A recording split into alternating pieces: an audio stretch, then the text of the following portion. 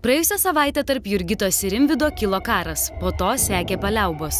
Tačiau praėjusį sekmadienį užkulisiuose tarp šios poros vėl tvyrojo įtampa. Ar iš tiesų jie sudėjo ginklus? Tų puikių santykių tikrai nėra. Viskas buvo labai neblogai ir aš galvojau, kad mes kalbėjom, išsiaiškinom ir viskas gal stosis į vietas ir tikrai bus to daugiau nuoširdumo. Taip nėra. Ir taip psichologiškai iš tikrųjų jaučiuosi labai prastai. Nepraleidžiantis progos kritikuoti kitus, tačiau pats kritikos nepriimantis. Praėjusį sekmadienį po šių Daniutės žodžių ponia Jurgita gražėja su kiekviena diena ir jos fokstrotas buvo netgi geresnis nei pono Rimvydo. Užkulisiuose sekė štai tokie.